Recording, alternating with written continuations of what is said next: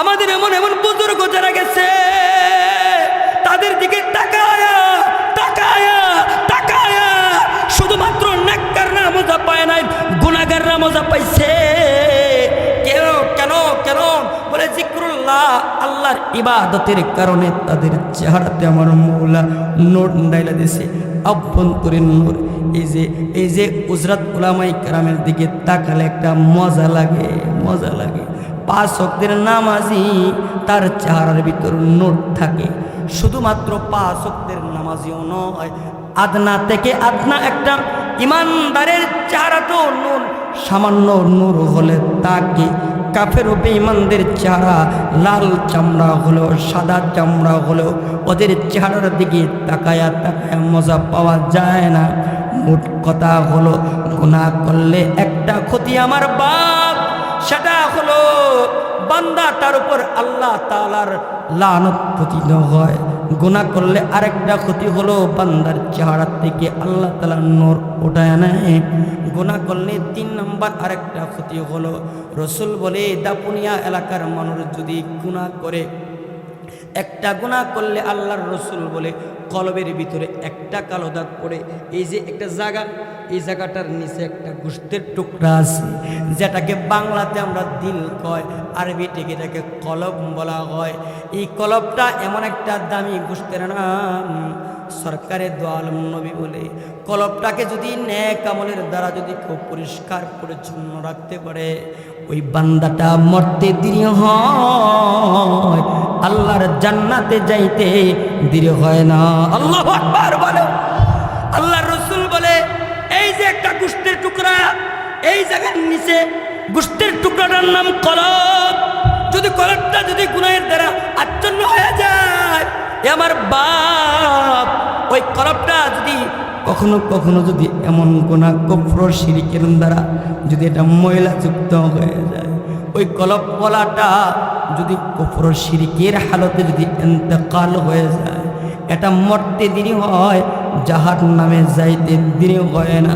শুধু জাহান্নামে নয়, কুফর শিরক এমন ময়লা দেয়া যদি কলবকে কালো বানাইয়া থাকে, আর যদি তওবা নামক সাবান বা ছোটা দিয়া যদি ধৌত না করে থাকে, তো বান্দাটা চিরকালে জাহান্নামী হয়।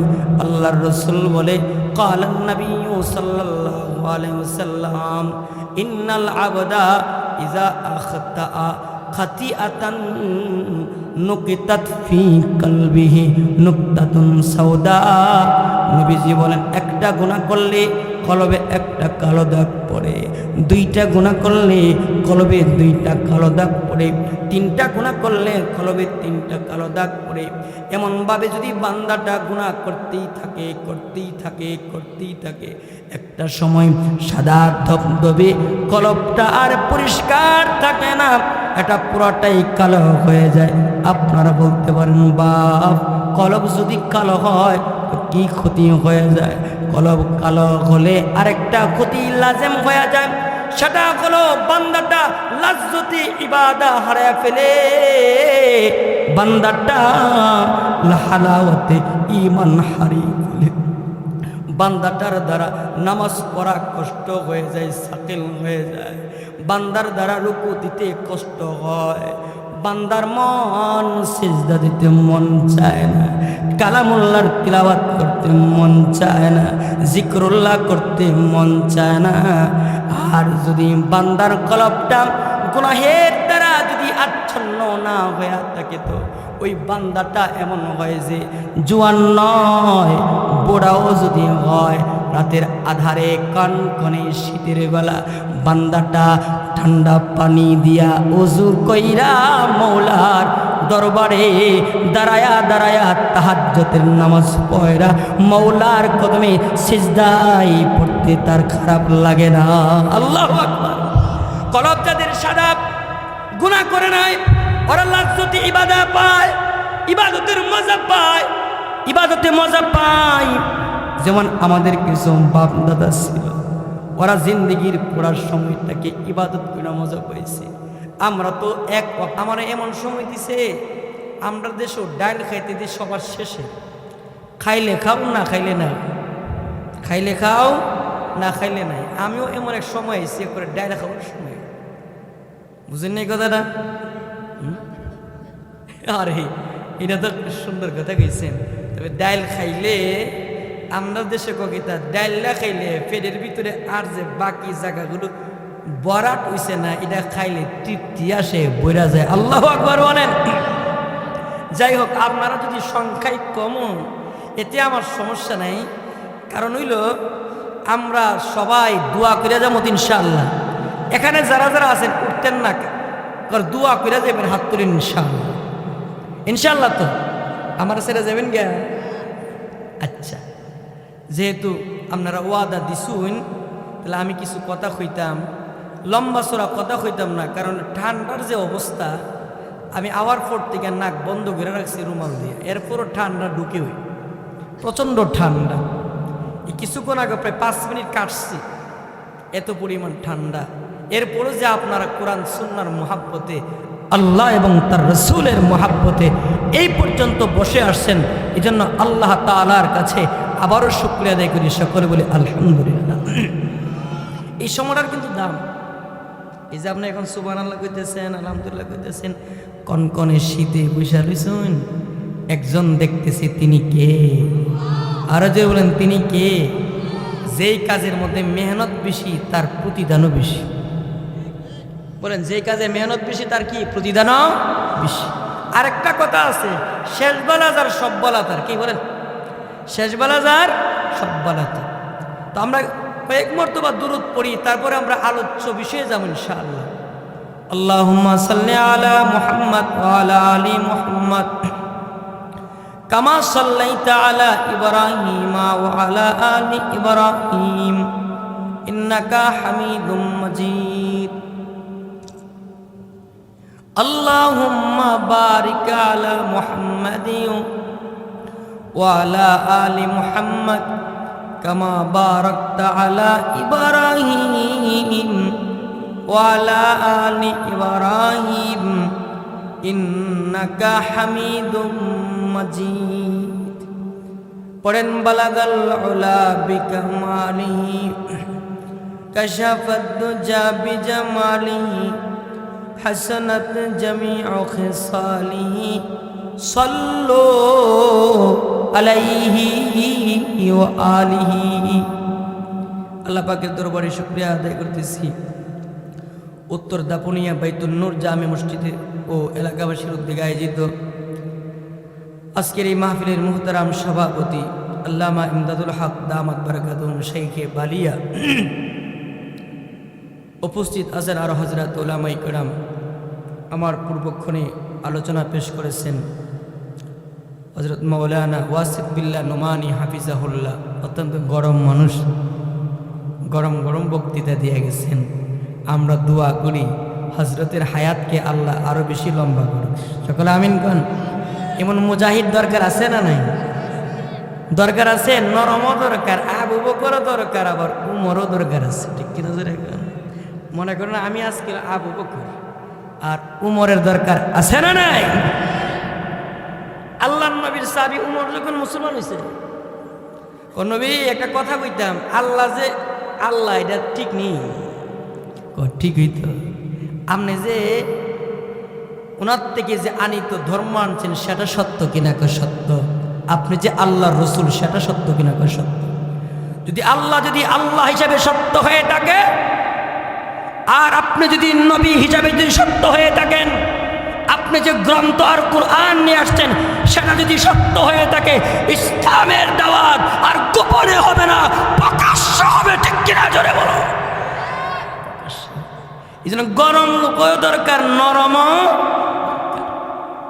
তো মুহতারাম হাজিরিন, এই পৃথিবীতে আল্লাহ তাআলা 18,000 মতান্তরে 80,000 মাখলুকাত সৃষ্টি করেছেন। এর মধ্যে এক প্রকার মাখলুক এমন যাদেরকে আল্লাহ তাআলা শুধুমাত্র নেক কাজ করার যোগ্যতা দিছে, ওরা কখনো গুনাহ করতে পারে না, গুনাহ করেও না। আরেক প্রকার মাখলুক এমন আছে যারা শুধুমাত্র গুনাহ করে, কখনো নেক আমল করে না। 18,000 মতান্তরে 80,000 মাখলুকাতের মধ্যে আরেক প্রকার মাখলুক এমন আছে যারা নেক কাজ করারও যোগ্যতা রাখে, গুনাহ করারও যোগ্যতা রাখে। কথাগুলো বুঝবেন, ওয়াজ বুঝার বিষয়, তাহলে আমল করতে সহজ। যে মাখলুকটা শুধুমাত্র নেক কাজ করে, কখনো গুনাহ করে না, ওই মাখলুকটার নাম হইল ফিরিস্তা। ফিরিস্তারা কখনো গুনাহ করে? সবাই বলেন গুনাহ করে। আল্লাহ বলে লা ইয়াসুনাল্লাহ, ফিরিস্তারা কখনো আল্লাহর নাফরমানি করে না। আর যেই প্রকার মাখলুক শুধুমাত্র গুনাহ করে, কখনো নেক করে না, ওরা হলো শয়তান। শয়তান কখনো নেক আমল করে না। আর একটা জিনিস বুঝেন, ফিরিস্তাকে আল্লাহ তাআলা সৃষ্টি করেছে খুলিকাত মিন নূর, নূর থেকে। কি থেকে? নূর থেকে। আর শয়তানকে সৃষ্টি করেছে খুলিকা মিন নার, আগুন থেকে। কি থেকে? আগুন থেকে। তাহলে ফিরিস্তা আর শয়তান দুইটা এক জিন্সের না, কি না? ভিন্ন ভিন্ন জাতি, ভিন্ন জাতি। আরেক প্রকার মাখলুক আছে যারা শুধুমাত্র নেক না, নেক কাজ করারও যোগ্যতা রাখে, গুনাহ করারও যোগ্যতা রাখে। নেক কাজ করারও যোগ্যতা রাখে, গুনাহ করার যোগ্যতা রাখে। ওই মাখলুকটার নাম হলো ইনসান। সুবহানাল্লাহ বলেন। মানব এমন একটা মাখলুক দোস্ত, ওরা ইচ্ছা করলে নেক আমল করতে পারে, আবার ইচ্ছা করলে গুনাহ থেকে গুনাহও করতে পারে। ইচ্ছা করলে নেক আমলের মাধ্যমে বান্দাটা আল্লাহর পেয়ারা বনতে পারে, জান্নাতি বনতে পারে। আল্লাহু আকবার বলেন। আবার মানুষ এমন এক মাখলুক, ইচ্ছা করলে সে গুনাহ করে শয়তানের বন্ধু বনতে পারে। মুহতারাম হাজিরিন, বান্দা যদি গুনাহের কাজ করে, আমি কিছু হৃদয় নিংড়ানো কথা বলবো, কিছু দরদি কথা। হতে পারে এই কথাটা আমাকেও আল্লাহ, এই কথাটা আমার দিলেও ধাক্কা দিতে পারে, আপনার দিলেও ধাক্কা দিতে পারে।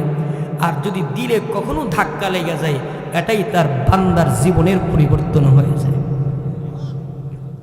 আমি কিছু দরদি কথা বলার চেষ্টা করব।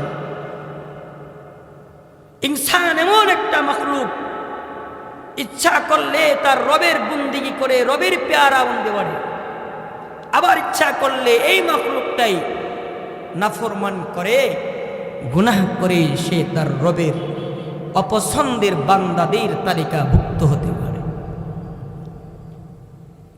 গুনাহ করলে আখিরাতে যেমন শাস্তি আছে, কবরের শাস্তি, হাসরের শাস্তি, আখিরাতের শাস্তি বড় ভয়ানক। এটা দুনিয়ার শাস্তি দিয়ে তুলনা করা যায় না। দুনিয়া যেমন ক্ষণস্থায়ী, তার শাস্তি বা আযাব এটাও ক্ষণস্থায়ী। আখিরাত যেমন চিরস্থায়ী, আখিরাতের শাস্তিটাও হচ্ছে চিরস্থায়ী। দুনিয়ার দুঃখ যেমন দুঃখ না, দুনিয়ার সুখটাও তেমন এটা স্থায়ী কোনো সুখ না। তো গুনাহ করলে আখিরাতে যেমন ক্ষতি আছে, দুনিয়াতেও ক্ষতি হয়। এক নম্বর, গুনাহ যখন বান্দা বেশি করে, ওই বান্দাটার উপর আল্লাহর লানত পড়তে থাকে। নাউযুবিল্লাহ। জোরে বলে আল্লাহ রাসূল বলেন, আল্লাহু মান আওয়া মুহদিসা ওয়া লা'নাল্লাহু মান গায়্যারা মানারাল আরদ। আল্লাহর রাসূল সরকারে দু আলম নবী বলেন, যদি কোনো মানুষ গুনাহ করে, তো গুনাহ করলে এমন কিছু গুনাহগার আছে যে গুনাহগারদের উপর আল্লাহ তাআলা অভিসম্পাত করেন, লানত দেন।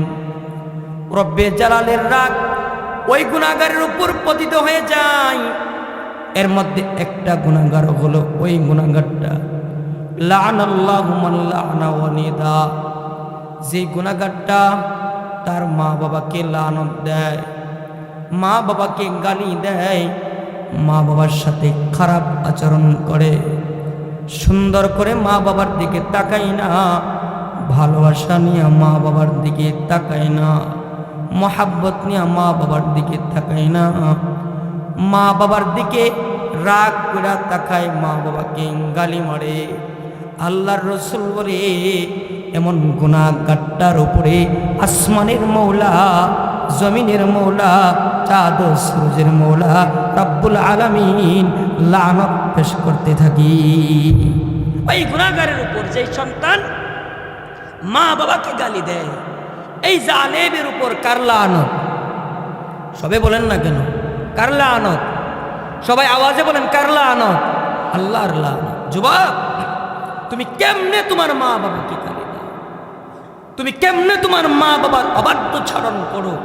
তোমার মা বাবা তোমার জন্য নিয়ামতুল উজমা, সবচেয়ে বড় দামি একটা নিয়ামত। এত বড় নিয়ামত রাসূল বলেন, কালান নবী সাল্লাল্লাহু আলাইহি সাল্লাম, মা মিন ওয়ালাদিন বারিন ইয়ানজুরু ইলা ওয়ালিদাইহি নাজরাতা রাহমাতিন ইল্লা বিকুল্লি নাজরাতিন হাজ্জাতাম মাবরুরা। চিল্লায় বলে আল্লাহু আকবার।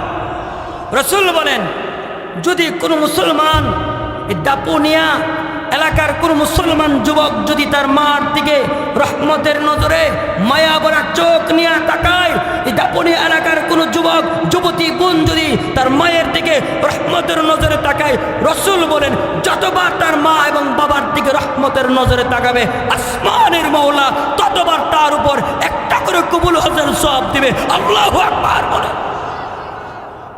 দোস্ত, তোমার আমার এত কোটি কোটি টাকা হয় নাই যে হজে যেতে পারবা, কাবা দেখতে পারবা, কিন্তু তোমার ঘরে আমার ঘরে দুটো কাবা আছে। তোমার মা তোমার জন্য কাবা, তোমার বাবা তোমার জন্য দুস্থ কাবা। এই কাবাগুলোর দিকে তাকালেই রব্বে জালাল কাবা জিয়ারত করার সওয়াব দেয়। আল্লাহু আকবার বলেন।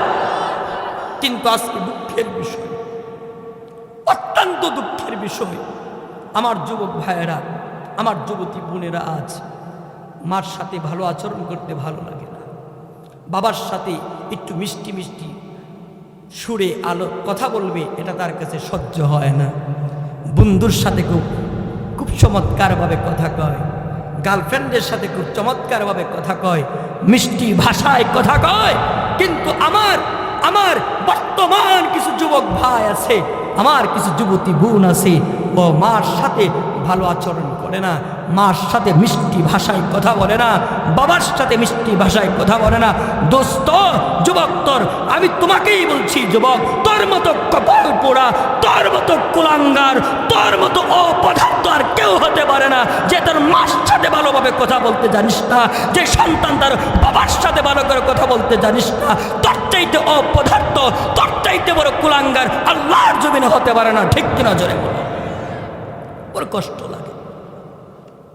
আমি কিন্তু অবাস্তব কোনো কথা বলতেছি। এই দোস্ত, তুমি জানো তোমার মা তোমার জন্য কত কষ্ট করেছে? তুমি কি জানো তোমার বাবা তোমার জন্য কত কষ্ট করেছে? তোমার মুখে হাসি ফোটানোর জন্য ওই ফজরের পূর্বে কোদাল নিয়ে মাটি কাটতে চলে গেছে, আবার সূর্য ডুবন্ত হওয়ার পরে, অস্তমিত হয়ে যাওয়ার পরে কোথায় খাবার কি, তোমার বাবা কাজ করে তোমার মুখে শুধু হাসি ফোটানোর জন্য সারাদিন রুদ্রে কাজ করেছে। এমন অনেক যুবক তুমি জানো না, তুমি জানো না, তুমি জানো, কিন্তু তোমার মনের তারাগুলা বদ্ধ হয়ে আছে, তারাবদ্ধ হয়ে আছে। তোমার সেই তারাটাকে খুলে দেওয়ার জন্য বলছি, ও যুবক ভাই, তুমি জানো না, তোমার মুখে হাসি ফোটানোর জন্য, তুই সন্তানের মুখে হাসি ফোটানোর জন্য, তুই কন্যার মুখে হাসি ফোটানোর জন্য তোর বাবা একদিন না, 2 দিন না, 20 বছর 30 বছর স্বদেশ চাইরা, বিবি চাইরা, মা ছেড়ে, বাবা ছেড়ে বিদেশের মাটিতে পড়ে আছে একমাত্র যুবক তোর মুখে হাসি ফোটানোর জন্য। কেমনে পারিস তোর বাবার মনে কষ্ট দিতে? কেমনে পারিস তোর মার মনে কষ্ট দিতে? ঠিক কিনা জোরে কর? আছে না এমন যুবক? এই যুবক ভাই, সাবধান, তোমার বাবাকে কষ্ট দিবা না, তোমার মাকে কষ্ট দিবা না। পৃথিবীতে এর চেয়ে বড় পাহারাদার আর কেউ নাই তোমার মার মতো। বিনা পয়সায় দিনের পর দিন যিনি পাহারা দিয়েছে, রাতের পর রাত যিনি পাহারা দিয়েছে, পৃথিবীর আর কেউ না, সে তোমার মা।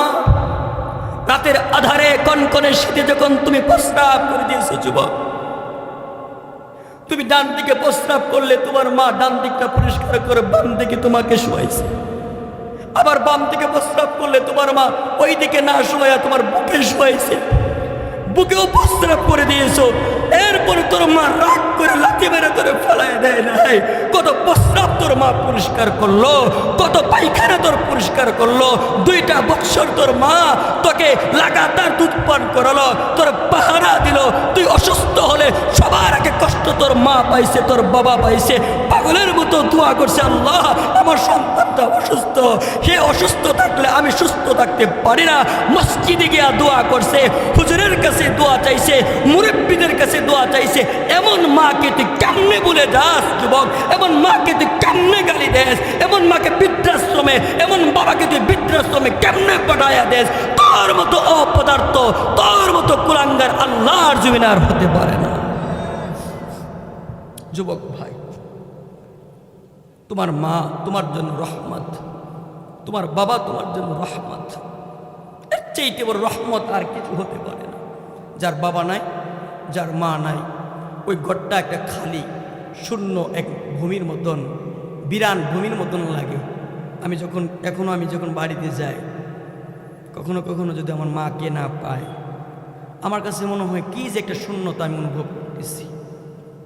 সবার আগে আমি ওয়াজ থেকে গেলেও আমার মার ঘরে আগে যায়, আমার বাবার ঘরে আগে যায়। আমি জানি না আমার মা বাবা আমাকে কতটুকু আমাকে স্নেহ আর মহাব্বত করেছে, আমি সেটা অনুভব করতে পারিনি, কেননা আমি ছোট ছিলাম। তবে আমি এখন অনুভব করি, আমি যখন আমার সন্তানকে ভালোবাসি, আমার সন্তানের চেহারা না দেখলে যেমন আমার ভালো লাগে না, আমার সন্তান অসুস্থ হলে যেমন আমি নিজে অসুস্থ হয়ে যাই। খুদার কসম যুবক, খুদার কসম যুবক, আল্লাহর কসম করে বলি, তোমার অবস্থা, তোমার মার বাবার অবস্থা ঠিক এমনই ছিল।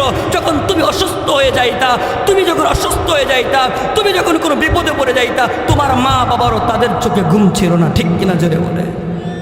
আজকে তুমি বড় হয়ে গেছো, ডাঙ্গুর হয়ে গেছো, তুমি হাওয়াতে বড় হয়ে গেছো, হ্যাঁ হাওয়াতে বড় হয়ে গেছো। মা ছিল না যুবক, বাপ ছিল না যুবক, তুমি বাবা ছিল না, মা ছিল না। তবে একটা কথা বলি, তুমি যদি আজকে তোমার মার প্রতি যদি এহসান না করো, তোমার বাবার যদি খিদমত না করো, আমি আপনাদেরকে খুদার কসম করে বলতে পারি, আগামীকাল আপনি যখন মরে যাবেন, অথবা আপনি যখন বাবা হবেন, আপনার সন্তান যখন বড় হবে, আপনার সন্তানটাও আপনার প্রতি কোনো রকমের সম্মান ইজ্জত আপনাকে দেখাবে না। এ যুবক, তোমার মা নাই, তোমার বাপ নাই, তুমি যদি আজকে দোয়া না করো, কসম খুদার, কামা তাদিনু তুদান, তুমি যেমন দোয়া করো নাই তোমার মা বাবার জন্য, তোমার মা, তোমার সন্তানটাও তুমি মরে যাওয়ার পরে কবরে গিয়ে তোমার জন্য দোয়া করবে না। একটা ঘটনা বলে আমি আমার মূল আলোচনা যাচ্ছি। আমার কথাই কষ্ট লাগতেছে আপনাদের কাছে? পিছনে ভাইদের কষ্ট হইতেছে? কষ্ট হইতেছে? কথাগুলো দরকারি কথা কিনা? আমাদের সমাজে এমন সন্তান আছে না নাই? এক ছেলে তার বাবাকে নিয়ে যাইতেছে বস্তাতে বেড়ে মাটিতে ফালাই দিবার লাগে, বুঝেননি? মাটি যখন ফালাই দিব তো সন্তানকে বাবা বলতেছে, বাপ রে ফালাই যে দিবি আমারে, একটা কাজ করস না, কোন নদীতে ফালাইতেছ তোমরা দেখাস না। তো ফুতে তার বাবার সলার মুক্কা রশি খুলে বাবারে দেখাইছে যে আব্বা তোমার এই নদীতে ফালাম। এই আপনি পিছনে কথা ককে ভাই, কেউ কথা না বলে, কথাগুলো মনোযোগ দিয়ে শুনে। সলা মুখ খুলে বলছি এটাতে আমি ফালামো তোমারে। এখন বাবা সন্তানের পায়ে দোরা একদম হাউমাও করে কান্না শুরু করে দিয়েছে, বাপরে আমার ফালা, কিন্তু এখানে ফালাইস না, এই নদীতে না ফালাই আমার ওই নদীতে ফালাই। বলতেছে কেন বাপ, এটাতে ফালাইলে মরবা, ওইটাতে ফালাইলেও মরবা। না আমার এটাতে ফালাইস না, তোর পায়ে দুরি বাপ, আমার এটা ছাড়া ভিন্ন কোনো নদীতে ফালাই দে, এতে আমার মনের কোনো কষ্ট থাকবে না। সন্তানের দিলে একটা কৌতূহল জাগলো, ব্যাপার কি আব্বা এই নদীতে পড়লে এত কান্না করতেছে কেন? দুটার উদ্দেশ্য তো মরে যাওয়া, কিন্তু বাবা এই নদীতে পড়তে চাচ্ছে না কেন? কৌতূহল জাগার কি দরকার না? বলতেছে বাপ এই জন্য যে আমি একদিন তোর দাদাকে, আমাকে যেমনভাবে তুই বস্তাতে বইরা সালাতে, হ্যাঁ বইরা যেমন এখানে ফালাইবার জন্য আসছ, আমিও তোর দাদারে এমন সালাতে আমি মাতাত কইরা এই নদীতে না ফালাইছিলাম। এখন সন্তান তার বাবারে আবার কাঁদে নিচ্ছে, বাপ তুমি কাঁদে ওঠো, তোমাকে নদীতে ফালাইতাম না, আজকের থেকে তোমার খিদমত করবো। বলতেছি কেন রে বাপ, তুই না আমাকে নদীতে ফালাইয়া দিবি, এখন তুই কেনই বা আমাকে আবার বাড়িতে নিয়ে খেদমত করবি কেন? আব্বা তুমি তোমার বাপ আমার দাদাকে নদীতে ফালাইছো, আমি তোমাকে বস্তা দেবই না, সারা দেবই না, এই নদীতে ফেলানোর জন্য আসছি। আমিও আমার একটা সন্তান জন্ম দিয়ে আসি, সেও বড় হচ্ছে, সেও আমাকে আবার নদীতে ফলাবে। ঠিক কিনা সেটা বলেন? এই জন্য বাপ তুমি যদি তোমার মা বাবার জন্য দোয়া না করো, কসম খুদার তোমার মৃত্যুর পরে তোমার সন্তানও তোমার জন্য দোয়া করবে না। আল্লাহর নবীর এক সাহাবী বলতেছে, নবী আমার বাপ নাই, আমার মা নাই, আমার মা বাপ কি মরে যাওয়ার পরে আমার কাছে কিছু পায় কিনা? নবীজি বলে হ্যাঁ, 4টা জিনিস পায়। কয়টা জিনিস পায়? 4 জিনিস। 1 নম্বর আসসালাতু আলাইহিমা, তুমি তোমার মা বাবার জন্য দোয়া করবে। আল্লাহু আকবার বলেন। দোয়া করা দরকার আছে না নাই? 2 নম্বর ইস্তিগফারু লাহুমা, তুমি তোমার মা বাবার জন্য কখনো কখনো তোমার বাবার কবরের সামনে গিয়া তোমার মাকে যেখানে দাফন করা হয়েছে, ও যুবক, সেই জায়গাতে গিয়া যদি আল্লাহর কাছে বলো, আল্লাহ এটা আমার মার কবর, এটা আমার বাবার কবর, মাফ কইরা দাও, মাফ কইরা দাও, মাফ কইরা দাও। সরকারে দোয়া আলম আল্লাহর রসুল বলে সন্তানে তার মার জন্য দোয়া করতে দেরি হয় আর বাবার জন্য দোয়া করতে দেরি হয়, আসমানের মওলা তার মা এবং বাবার কবরে আযাবকে বন্ধ করতে দেরি করে না। আপনার বাবার কাছে যাবেন, বাবার জন্য দোয়া করবেন, মায়ের জন্য দোয়া করবেন। আজকে যদি আপনি দোয়া না করে, আপনার মৃত্যুর পরেও আপনার সন্তান আপনার জন্য দোয়া করবে না। আমি দেখে যাচ্ছি তো বলতেছিলাম, আল্লাহ রসুল বলে গুনাহ করলে একটা ক্ষতি হলো, বান্দাটা আল্লাহর লানত প্রাপ্ত হয়। আল্লাহর তাআলা যাদের উপর লানত প্রদান করে, এর মধ্যে এক প্রকার গুনাহগার হলো ওই সমস্ত গুনাহগার, যে সমস্ত গুনাহগাররা, যে সমস্ত সন্তানরা তাদের মা বাবার উপর লানত প্রদান করে। সরকারে দু আলম নবী আল্লাহর রসুল বলে 2 নম্বর ওই গুনাহগারের উপর আল্লাহর লানত। যে গুনাহগারটা মান যাবাহা লিগাইরিল্লাহ, পশু জবাই করার সময় বান্দাটা আল্লাহর নাম নেই, পশু জবাই করে না। এর 2টা ব্যাখ্যা হইতে পারে। একটা ব্যাখ্যা হলো আল্লাহর নাম ছাড়া গায়রুল্লাহর নাম নিয়া, কোনো বাবার নাম নিয়া, কোন মাজারের নাম নিয়া জবাই করছে। অথবা আরেকটা ব্যাখ্যা হইতে পারে যে বান্দাটা পশু জবাই করার সময় হালাল পশু, মুরগা মুরগি বকরি গরু জবাই করার সময় আল্লাহর নাম বিসমিল্লাহ আল্লাহু আকবার বলে জবাই করে নাই। রসুল বলে এমন কুলাঙ্গারের উপর আল্লাহর লানত পতিত হয়। মুসলমানদের জন্য ওই হালাল পশুটা খাওয়া হারাম, যে হালাল পশুটাকে আল্লাহর নাম ছাড়া জবাই করা হয়। এজন্য বাজারে যদি মুরগা কিনতে যান, বাজারে যদি বকরি কিনতে যান, অবশ্যই বলবেন জবাই করার সময় বিসমিল্লাহ আল্লাহু আকবার বলে জবাই করবা। যেই পশুটা আল্লাহর নাম ছাড়া জবাই করা হয়, ওই পশুটা বান্দা মুসলমানদের জন্য খাওয়া হারাম। 3 নম্বর আল্লাহর নবী বলে ওয়াল্লাহু মান আওয়া মুহদিসা, ওই জালেমের উপরে আল্লাহর লানত, যে জালেমটা কোন বিদআতিকে জায়গা দিল। 4 নম্বর হলো ওয়াল্লাহু মান গায়্যারা মানারাল আরদ, সরকারে দু আলম আল্লাহর রাসূল বলে ওই গুনাহগারের উপর আল্লাহর লানত, যে গুনাহগার বাড়ির সীমানা, জমিনের সীমানা, রাতের আধারে একজনের সীমানা আরেক জায়গাতে নিয়ে যায়, এক জায়গার সীমানা আরেক জায়গাতে পরিবর্তন করে ফেলে, এমন জালেমের উপর আল্লাহর লানত। তাহলে গুনাহ করলে একটা ক্ষতি হয়, বান্দাটা আল্লাহর অপছন্দনীয় হয়। গুনাহ করলে 2 নম্বর ক্ষতি হয়, বান্দাটার উপর আল্লাহর রাগ পতিত হয়। গুনাহ করলে বান্দার আরেকটা ক্ষতি হয়ে যায়, দুনিয়াবি আরেকটা ক্ষতি হলো বান্দা যখন বেশি করে গুনাহ করে। সরকারি দু আলম আল্লাহর রসুল বলে বান্দাটার উপর, বান্দাটার চেহারা থেকে আল্লাহ তাআলা নূর উঠে আনে, বান্দার চেহারাতে নূর থাকে না, যার কারণে বান্দার চেহারার দিকে তাকাইতে ইচ্ছা করে না।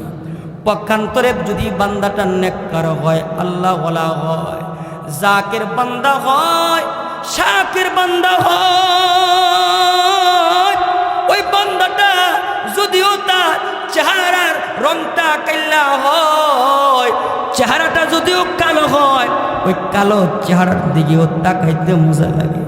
যেমন আমাদের আকাবেরিনরা ছিল, আমাদের অনেক বুজুর্গ ওলামায়ে কেরাম ছিল।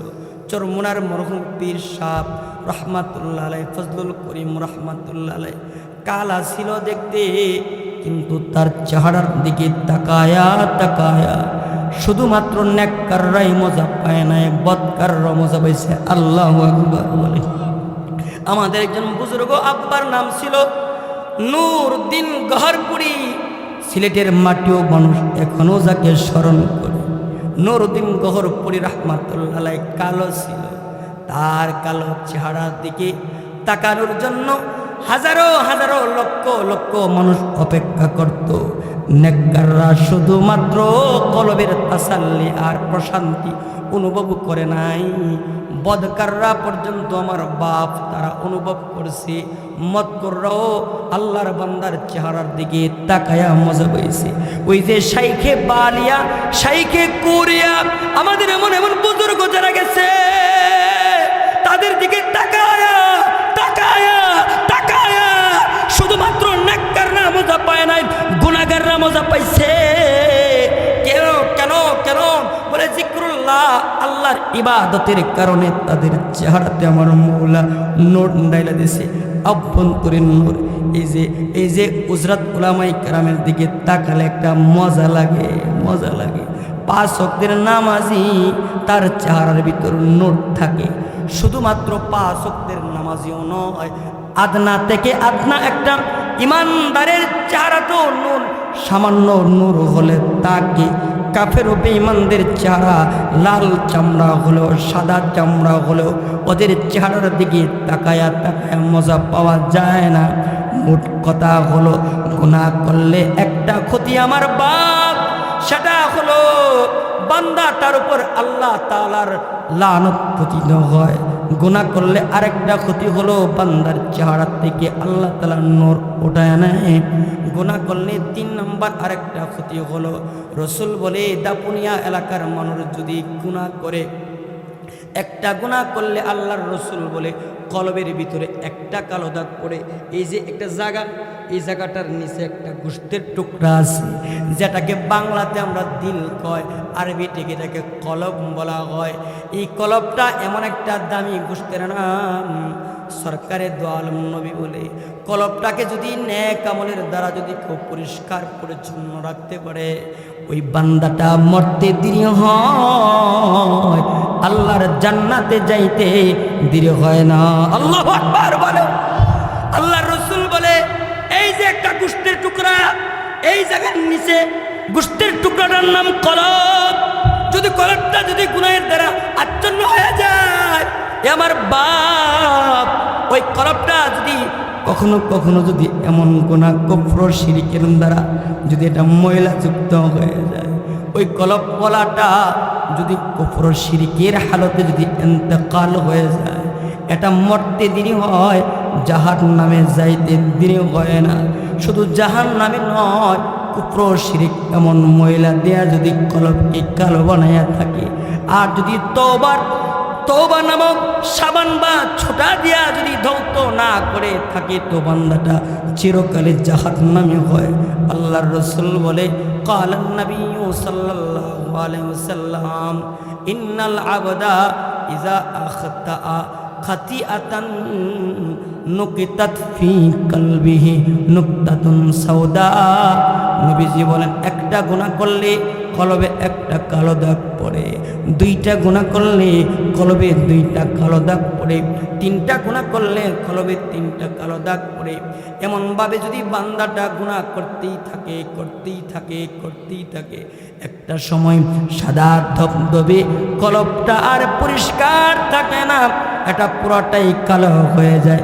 আপনারা বলতে পারেন, বাপ, কলব যদি কালো হয় তো কি ক্ষতি হয়ে যায়? কলব কালো হলে আরেকটা ক্ষতি লাজেম হয়ে যায়, সেটা হলো বান্দাটা লাজ্জতি ইবাদা হারায় ফেলে, বান্দাটা হালাওয়াতে ঈমান হারিয়ে ফেলে। বান্দাটার দ্বারা নামাজ পড়া কষ্ট হয়ে যায়, সাকিল হয়ে যায়, বান্দার দ্বারা রুকু দিতে কষ্ট হয়, বান্দার মন সিজদা দিতে মন চায় না, কালামুল্লাহর তিলাওয়াত করতে মন চায় না, জিকরুল্লাহ করতে মন চায় না। আর যদি বান্দার কলবটা গুনাহের দ্বারা যদি আচ্ছন্ন না হয়ে থাকে, তো ওই বান্দাটা এমন হয় যে জোয়ান নয় বুড়াও যদি হয়, রাতের আধারে কনকনে শীতের বেলা বান্দাটা ঠান্ডা পানি দিয়া ওযু কইরা মওলার দরবারে দাঁড়ায়া দাঁড়ায়া তাহাজ্জুদের নামাজ পড়া মওলার কদমে সিজদায় পড়তে তার খারাপ লাগে না। আল্লাহু আকবার। কলব যাদের সাদা, গুনাহ করে নাই, ওরা লাজ্জতে ইবাদত পায়, ইবাদতের মজা পায়, ইবাদতে মজা পায়। যেমন আমাদের কিছু বাপ দাদা ছিল, ওরা জিন্দেগির পড়ার সময়টাকে ইবাদত করে মজা পেয়েছে। আমরা তো এক ওয়াক্ত নামাজ পড়লে আরেক ওয়াক্ত নামাজ ছুঁয়ে যায়। আমাদের কিছু বাপ দাদা ছিল যে 70 বছরের জিন্দেগিতে, আমাদের এমনও বাপ ছিল যারা 70 বছরের জিন্দেগিতে তাকবীরে উলা জামাত তার তরফ হয় না। আল্লাহু আকবার বলেন। ইমাম শাফি রহমাতুল্লাহর নাম শুনছেন? শুনছেননি? ইমাম শাফি রহমাতুল্লাহর উস্তাদের নাম হল ওয়াকি ইবনুল জাররাহ। ওয়াকি ইবনুল জাররাহ রহমাতুল্লাহর উস্তাদের নাম বুখারীর, তার বুখারী শরীফের মধ্যে ওনার রেওয়ায়াত প্রচুর পরিমাণে। ইমামে আমাশ রহমাতুল্লাহ আলাইহি ওনার জীবনী আসছে। ইমাম আমাশ রহমাতুল্লাহ আলাইহি 70 বছরের ভিতরে ওনার কখনো তাকবীরে উলা জামাত ছোটে না। আল্লাহু আকবার। আমরা দিয়ে এক ওয়াক্ত নামাজ পড়লে আরেক ওয়াক্ত বলে যাই গুনাহ। বলেন কিসের কারণে? গুনাহ। আফজালুত তাবিঈ, তাবি কাকে বলে? যারা নবীর সাহাবীদেরকে দেখেছে। আল্লাহু আকবার বলেন। আর সাহাবী কাকে বলে? যারা নবীকে দেখেছে, ইমানের হালতে যারা নবীকে দেখেছে, ইমানের হালতে যাদের মৃত্যু হয়েছে, তারা হলো সাহাবী। সাহাবীদেরকে যারা ইমানের হালতে দেখেছে, ইমানের হালতে যারা মৃত্যুবরণ করেছে, তাদেরকে বলে তাবি। আফজালুত তাবি হযরত সাঈদ ইবনুল মুসাইয়িব রাহমাতুল্লাহ আলাইহি, উনি 50 বছরের ভিতরে কখনো জামাত ছুটে নাই। সুবহানাল্লাহ বলতেন না বাপ? এই কথাগুলো কেন কইতাছি? আপনার আমার ভিতরে ধাক্কা লাগবার লাগে। আমরা তো 60 রাকাত নামাজ পড়লে মনে করি আমি বড় বুজুর্গ। কথা কি ঠিক কিনা ঠিক বলেন? একদিন যদি চাষতের নামাজ পড়তে যাই, নিজেরা মনে করে আমি আল্লাহর ওলি হয়ে গেছি। কথা ঠিক কিনা জোরে কান? আমাদের বাপ দাদারা, ওই বাপ দাদাগুলোর কাহিনী বলে আপনাদেরকে জাগ্রত করতে চাই। আপনারা কাদের সন্তান? আপনারা কাদের সন্তান? কাদের সন্তান? আমরা তো এমন এমন লোকদের সন্তান যারা আল্লাহকে কখনো বলে যায় নাই, রবকে কখনো বলে যায় নাই।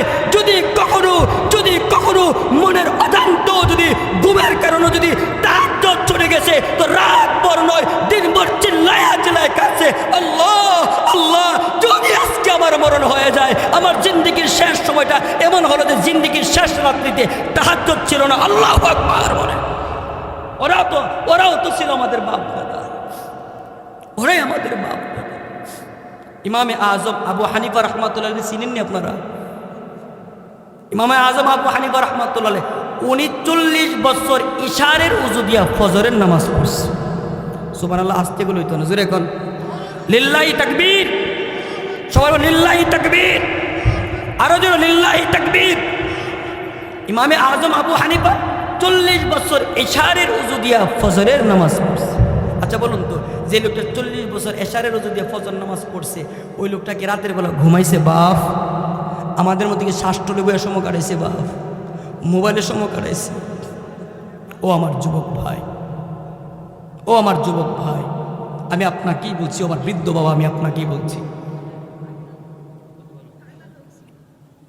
আমি আপনাকেই বলছি, আপনি যদি নামাজ পড়েন তবুও আপনার একদিন মরণ হবে। যদি নামাজ না পড়েন যুবক ভাই, তবু আপনার মরণ। যদি আল্লাহ আল্লাহ জিকির করেন তবু আপনার মৃত্যু হবে। যদি রবের জিকির না করেন তবু আপনাকে মরতে হবে। যদি হালাল পথে চলেন তবু আপনার একদিন মৃত্যুবরণ করতে হবে।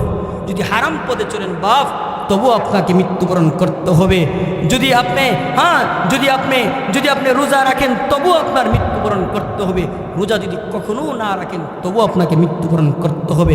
গান বাদ্যের সাথে যদি জিন্দেগি চালান তবু আপনাকে মৃত্যুবরণ করতে হবে। কখনো গান শোনেন নাই তবু আপনাকে মৃত্যুবরণ করতে হবে। মূল কথা একদিন মরতে হবেই হবে, তবে ওই মরণটা কতই না উত্তম মরণ, ওই মরণটা কতই না কপালওয়ালার মরণ, সৌভাগ্যওয়ালাদের মরণ। যে মানুষটা মরল ওলিসানুকা রাতবুম মিন যিকরিল্লাহ, ওলিসানুকা রাতবুম মিন যিকরিল্লাহ, মরছে আর লা ইলাহা ইল্লাল্লাহ পরে মারা গেছে, এর চাইতে উত্তম মরণ হতে পারে না। আল্লাহু আকবার বলেন। আমার বাপ যদি গান গায়ে যদি মরণ হয়, তোমার মতন কপাল পোড়া আর কি হতে পারে?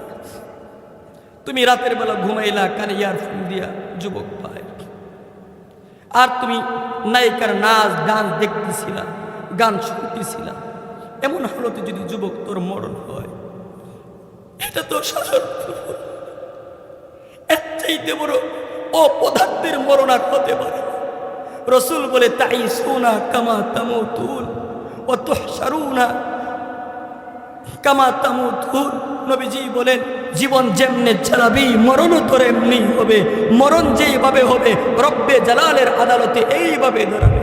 ও আমার যুবক ভাই, যদি কানে ইয়ারফোন গান শুনতেই শুনতে যদি তোমার মরণ হয়ে যায়, কেমনে তুমি এই নাপাক হালতে তোমার রবের সামনে তুমি কেমনে দাঁড়াইবা, কেমনে দাঁড়াইবা? এই চিন্তাটুকু কি তুমি যুবক করো কিনা, আমি তোমার কাছে প্রশ্ন রাখলাম। আমার যুবক, আমি আমার বুড়া বাবাদের কি বলি, 40 বছর হয়ে গেল আপনার, 50 বছর হয়ে গেল বাপ, এখনো আপনি শ্বাস টলে বয়ে হবে আর টিভি দেখে। 40টা বছর তো মাওলার নাফরমানি করলেনি, এখন তো শরীরটা দুর্বল হয়ে গেছে বাপ, এখন কি মাওলার নাফরমানিটা ছেড়ে দেওয়া যায় না? এখন কি শ্বাস টলে না বসে মসজিদের সময় দেওয়া যায় না? এখন কি নর্তকীর নাচ না দেখা ওলামাদের মজমাতে আসা যায় না? জিকরুল্লাহর আমলে আসা যায় না? ও আমার বাপ, রব্বে জালালের কাছে কি জবাব দিবেন আপনি? কি জবাব দিবেন? হাড়টি দুর্বল হয়ে গেল, কালো চুলগুলো পাইকা গেল, দাঁত পর্যন্ত পড়ে গেল, এখনো যদি রবের নাফরমানি করেন বাপ, আপনি জবাবটা দিবেন কেমনে আমাকে বলেন বাপ? আমরা কি একটা ওয়াদা করতে পারি না যে আমরা কখনো শ্বাস টলে বসব না, আর গান দেখবো না? পারিনি ইনশাআল্লাহ, পারি না? আপনারা কি জানেন শুধু কি বুড়ারাই মরে, যুবকরা মরে না?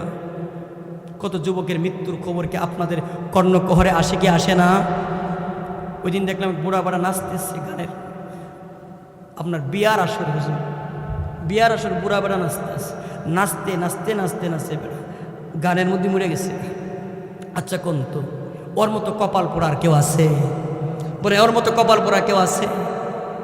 আরেক লোক এমন আছে যে আল্লাহর নামের কালাম করতেছে, ওয়াজ করতেছে, মরণ হয়ে গেছে, এটা সৌভাগ্যের মরণ। আল্লাহু আকবার বলেন, আল্লাহু আকবার বলেন।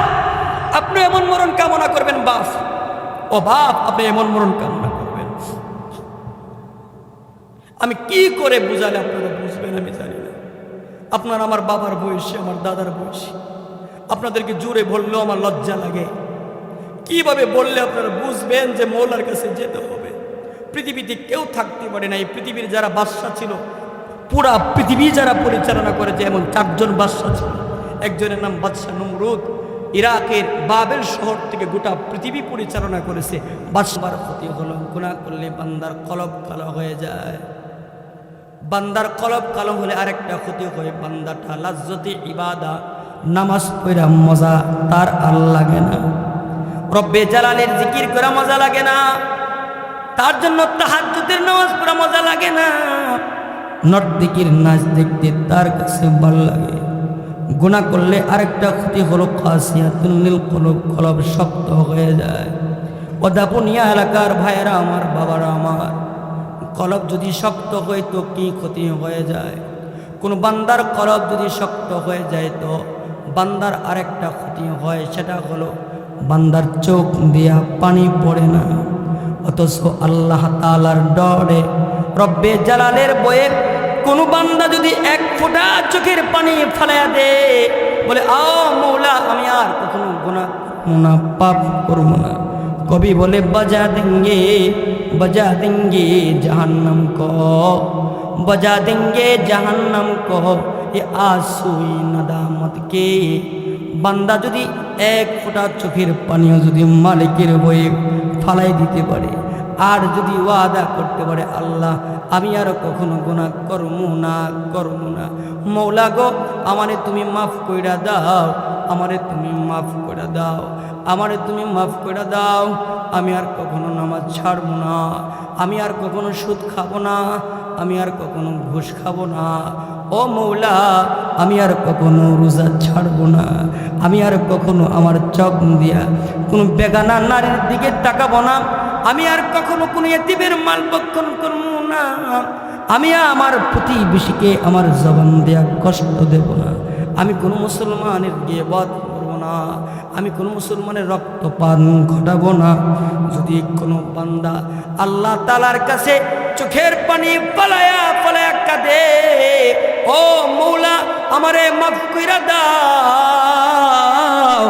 আমার মৌলা বলে গুনাহগার বান্দারে আমিও তোর জন্য অপেক্ষায় থাকি। তুই যখন গুনাহ করস তখন আমি তোরে ডাকি। কেমন ভাবে ডাকি? আমার মৌলা কোরআনে বলে ইয়া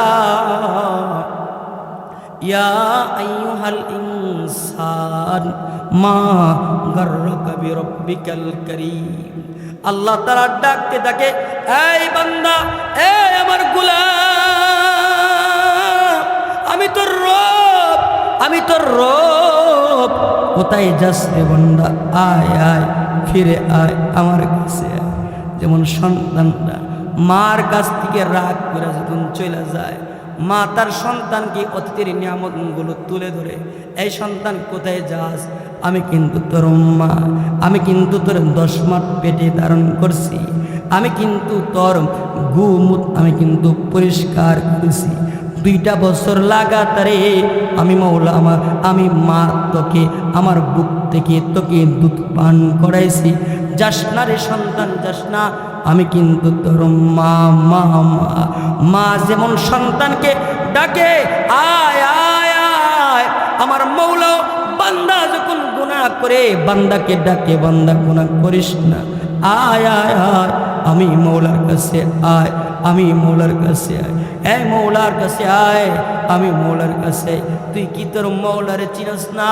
আলাম নাজআল লাহু আইনাইন ওয়া লিসানান ওয়া শাফাতাইন ওয়া হাদাইনাহুন নাজদাইন। আমার মৌলা বলে, গোলাম তুই কি তোর মৌলার বলে গেছ? তোরে দেখার জন্য চোখ তোরে কে দিল? জবান দিয়া কথা বলার যোগ্যতা তোরে কে দিল? বান্দারে, এ বান্দা 18,000 মতান্তরে 80,000 মাখলুকাত আমি মৌলা সৃষ্টি করেছি। কোন মাখলুকরে আমি মৌলা আমার কুদরতি হাত দিয়া বানাইছি, একমাত্র তোদেরকে আমি আল্লাহ তাআলা আমার কুদরতি হাত দিয়া বান্দা তোদেরকে বানাইলাম, শুধুমাত্র কুদরতি হাত দিয়ে সৃষ্টি করি না। ওয়ালাকাদ কাররামনা বানি আদম। ও আমার বান্দা, আমি মৌলা কিন্তু তোরে সমস্ত মাখলুকের মধ্যে আশরাফুল মাখলুক, সৃষ্টির সেরা জীব হিসাবে বানাইছি।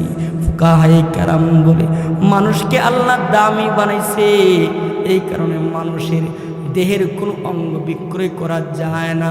এজন্য ফতোয়ার কিতাবে মাসআলা লেখছে রক্ত বিক্রয় করা হারাম, এমনকি চুল বিক্রয় করা হারাম।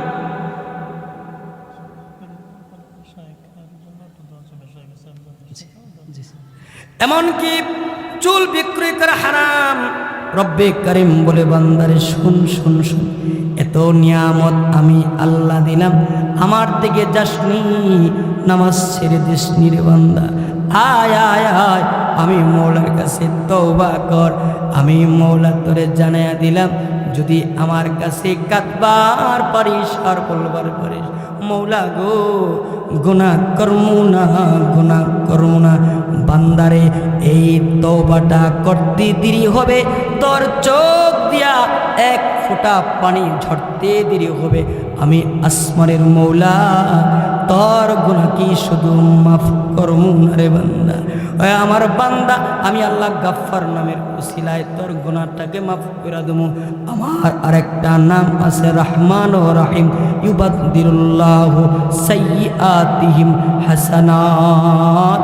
আমার মৌলা বলে, গোলাম যদি তওবার মতো তওবা করতে পারিস, আমি মৌলা তোর গুনাহের জায়গাটাকে নেক দিয়া ভরাট করে দেবো। এই জন্য মৌলা বলে তুবু আমার কাছে আমার কাছে মাফ চা, আমি মৌলা তোকে মাফ করে দিব। আল্লাহু আকবার বল। আমরা মাফ চাইতে রাজি আছি তো ইনশাআল্লাহ। আল্লাহ পাক আমাদের সকলকে গুনাহ মুক্ত একটা জিন্দেগি লালন করার তৌফিক দান করুন। সকলে বলুন আমিন। ওয়া আখিরি দাওয়ানা ইন্নাল্লাহা গফুরুর রহিম। আস্তাগফিরুল্লাহ ইন্নাল্লাহা গফুরুর রহিম। তো এলাকার সমস্ত মুর্দে গানের জন্য দোয়া করা।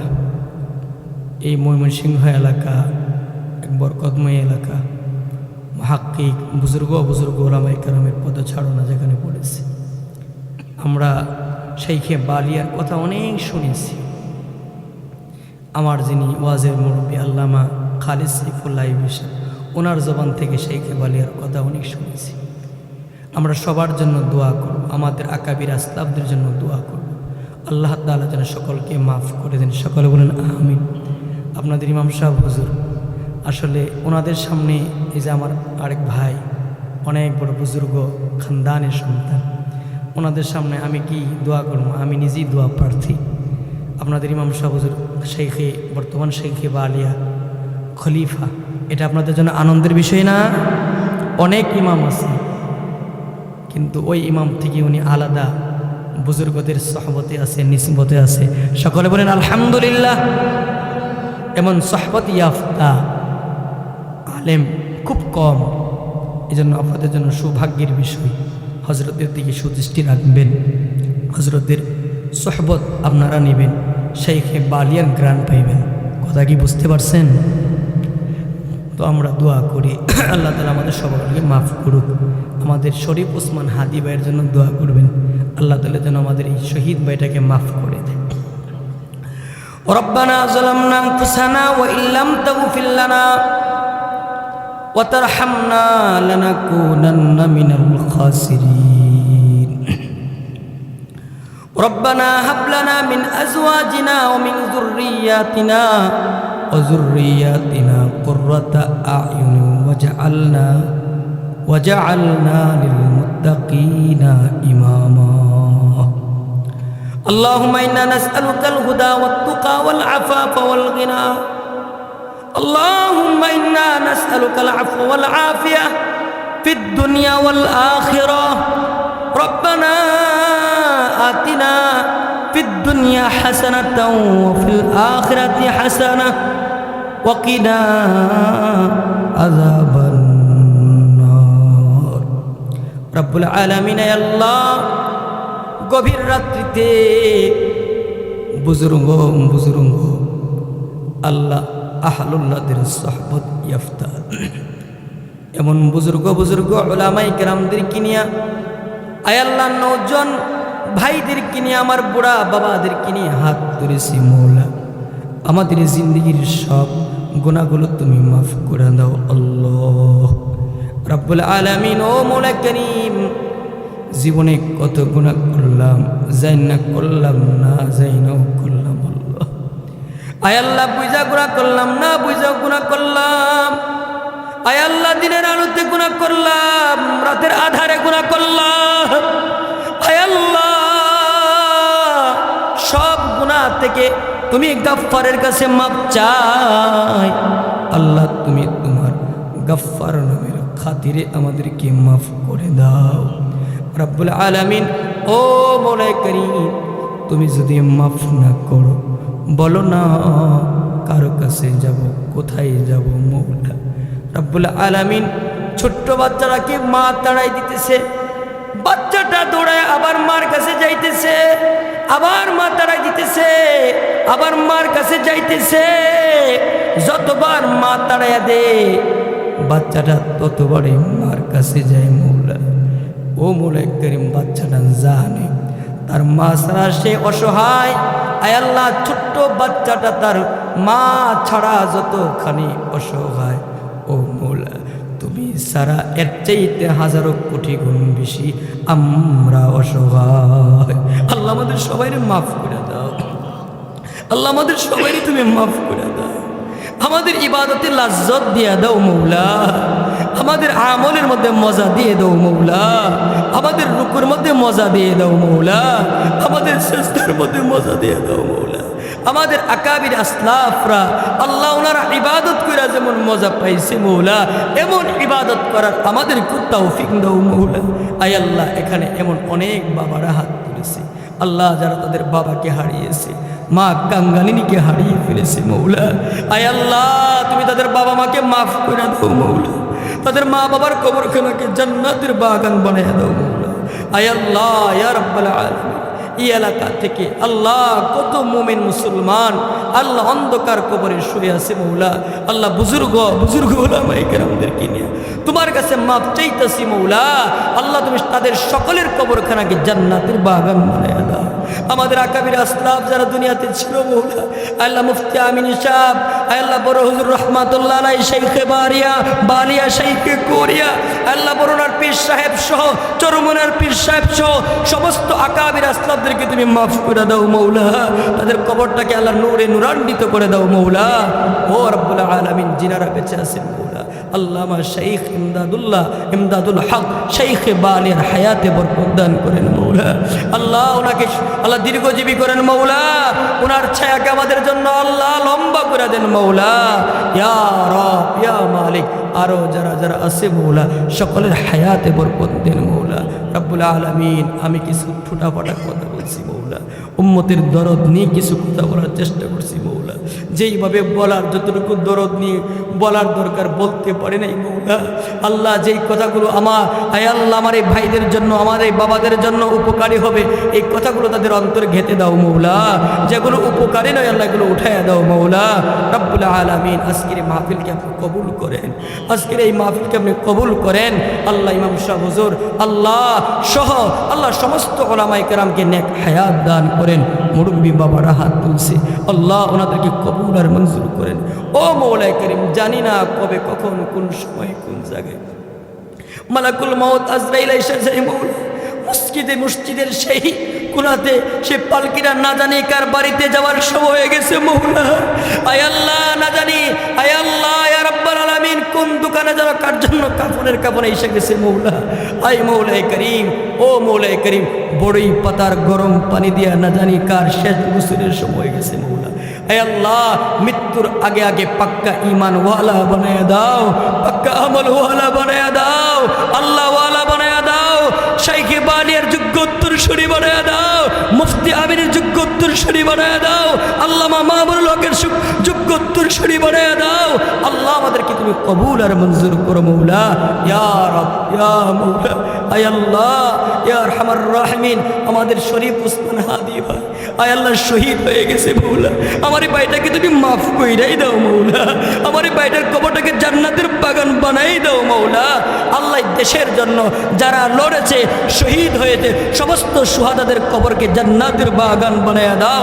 আল্লাহ, শরীফ উসমান হাদির মতো আয় আল্লাহ তার যোগ্য উত্তরসূরি বাংলার জমিনে তৈরি করে দাও মৌলা। আয় আল্লাহ ইয়া রব ইয়া মৌলা, এই বাংলার ভূখণ্ডকে, ইসলাম ও মুসলমানদেরকে আল্লাহ কাফের কুফারের ষড়যন্ত্র থেকে হেফাজত করো মৌলা। আমাদের সবাইকে মাফ করে দাও, আমাদের সবাইকে মাফ করে দাও। আল্লাহ, কেমনে মাফ চাইলে তুমি কবুল করবা জানি না আল্লাহ, কেমনে মাফ চাইলে তুমি কবুল করবা জানি না মৌলা। কোন ভাষায় বললে তুমি আল্লাহ তুমি আমাদের এই কথাটাকে তুমি রিসিভ করবা মৌলা, সেটা জানি না মৌলা। আয় আল্লাহ, কাবির আসলাফ থেকে নকল করে বলতেছি মৌলা। ও মৌলা, তুমি তাড়াইয়া দিলে যাওয়ার কোনো জায়গা নেই মৌলা। আয় আল্লাহ, কোনো জায়গা নেই মৌলা, যতবার তাড়াইবা ততবারই তোমার কাছে যায় মৌলা। মাফ কইরাই দাও মৌলা, তোমার দোস্তের শাফাত কবুল করেই নাও মৌলা।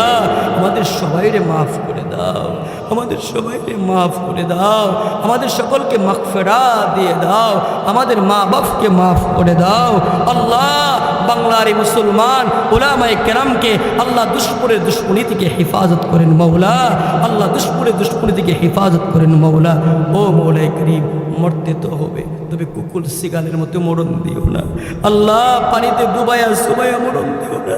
আয় আল্লাহ, আগুনে জ্বালায়া পোড়ায়া মরণ দিও না, স্ট্রোক দিয়া মাইরো না, ক্যান্সার দিয়া মাইরো না আল্লাহ, হঠাৎ মরণ দিও না মৌলা।